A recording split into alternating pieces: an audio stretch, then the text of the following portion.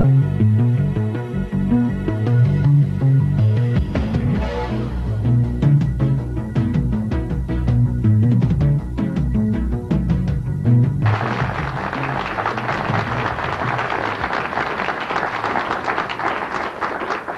to the Prophecy Club, where we study and research Bible prophecy.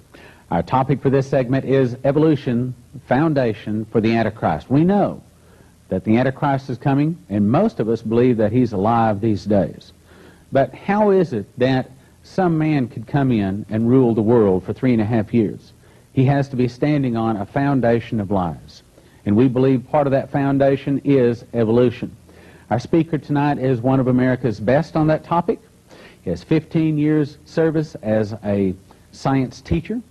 He has a doctorate in 7 years. He's, for the last 7 years, he's been going across America speaking out about evolution versus creation. And in that time, he's had 27 debates, never having lost one. Been on some 2,000 radio programs. He's booked 2 years in advance to speak. He speaks over 700 times a year. Will you help me welcome Dr. Kent Hovind? Thank you, brother. All right. Well, it is good to be here this evening. As you mentioned, my name's Kent Hovind, has been for quite a while. I was a high school science teacher 15 years, and now talk about creation, evolution, and dinosaurs. If this is the only session you're getting to see, you've already missed a whole bunch of material. We've talked about in the first couple of sessions, and you can get all my stuff on videotape. We talked about the age of the earth. You know, the Bible teaches the earth is only about 6,000 years old. The evolution view says it's billions of years old. Somebody is wrong. And the Bible would indicate that dinosaurs lived with Adam and Eve in the Garden of Eden. They were just part of the normal creation.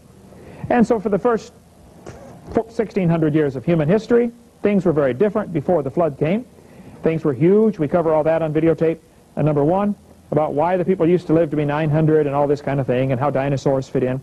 But tonight I want to share with you what the theory of evolution has done for the world. There is no question the kids are being taught evolution in the textbooks. That's without question. But what is it doing for the world? And why? And who's behind all this? Is there a smoke-filled room someplace where we can go, find the people that are in charge of this? I think it's much higher than that. There probably are a lot of smoke-filled rooms and conspiracies, no question, but this is Satan versus God. Yeah. Even those folks in those smoke-filled rooms trying to have their little conspiracy, they don't even fully comprehend the real battle and what's going on. The problem is people have rejected God's authority. They don't want God to reign over them. It started with Lucifer in the Garden of Eden. Lucifer, Satan, came to Eve in the Garden of Eden, and he said to the woman, "Yea, hath God said, ye shall not eat of every tree of the garden?" First thing he said was a question in Genesis chapter 3. The second thing he said was, "Ye shall not surely die," calling God a liar. And the third thing Satan said to Eve, he said, "Ye shall be as gods." Satan started this lie that man can become like God. And it's a lie, and that's really evolution in a nutshell. Ye shall be as gods. That's where the whole idea got started. It started with Satan. It didn't start with Charlie Darwin. It started with the devil. Actually, he's the one who wants to be God. Lucifer wants to be God. Isaiah 14, Lucifer said, "I will ascend into heaven. I will exalt my throne above the stars. I will sit upon the mount of the congregation in the sides of the north. I will ascend above the heights of the clouds. I will be like the Most High." See, the devil wants to be God. But the job is not available. So he's all upset about that. And he can't be God. So he's mad at God. But he can't do anything to God. So he's mad at us because we are made in God's image. See, that's why the devil hates you. You remind him of God. He hates humanity, period. He wants to destroy the human race. Financially, emotionally, physically, spiritually, every way he can, he wants to destroy everything about what God has made. So you have to look at this from a heavenly perspective before you're going to comprehend what on earth is happening. What is going on? Satan said, "I want to be like the Most High." And he started a rebellion against God about 6,000 years ago. And we could trace the history of this long war against God. There's a tremendous book by Henry Morris, a good friend of mine in California, who's the president of the Institute for Creation Research. If you want to get that book, you can call 619-448-0900. Get their catalog from ICR. Great material. Best book on the history of the evolutionary theory that I've seen is that one. But this is really Satan versus God. There have been different groups down through history that have come to the forefront and, you know, taken over for Satan or tried to work with Satan very closely, and there are some today doing the same thing. We could talk about how the Babylonians had an early form of evolution taught, you know, that they thought they were going to become like God, and there have always been people who taught this evolution theory. But it's a philosophy that is destructive. Satan comes and disguises himself like an angel of light. I'm here to help you. Eve, how would you like me to show you how you can become like God? God's hiding something from you, Eve. He knows that if you eat the tree, off that tree, you can become like God. Satan lied to her, and she fell for it. Adam came along and realized what she'd done, and Adam voluntarily became sin to save Eve, just like Christ voluntarily became sin to save us. He knew what he was doing. Adam knew what he was doing. Eve was deceived, it tells us in 1 Timothy. Adam wasn't deceived. But Satan disguises himself like a messenger of light. Hey, I'm here to help you, Eve.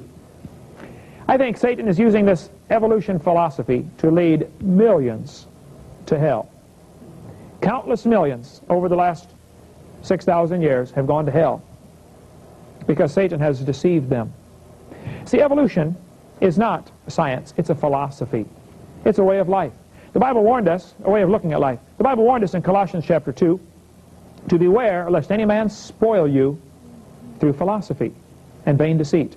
You see, what you believe determines how you behave. Your philosophy is extremely important.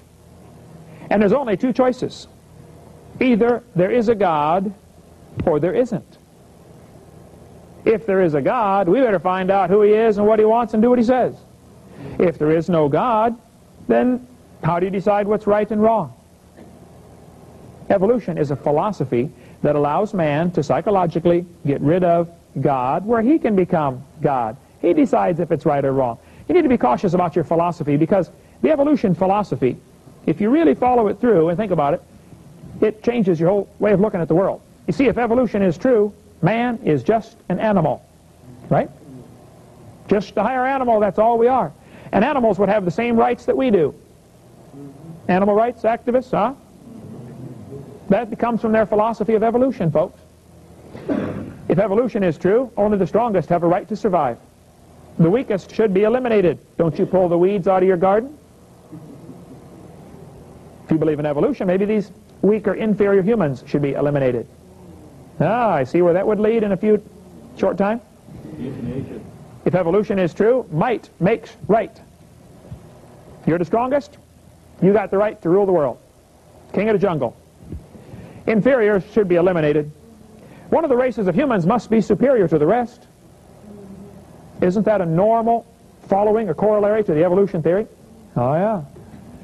Protection of the world and the environment is our duty because we have evolved the farthest. We need to save the planet. Flows right from the same philosophy. There are no absolutes about right and wrong. Professors sometimes say that when I do debates at universities. They'll say, there are no absolutes. I say, are you absolutely sure? If there are no absolutes, how can you be so sure? By the way, I tell them, if your brain is nothing but a collection of chemicals that got together by random chance over billions of years, how can you trust your thoughts and your reasoning process?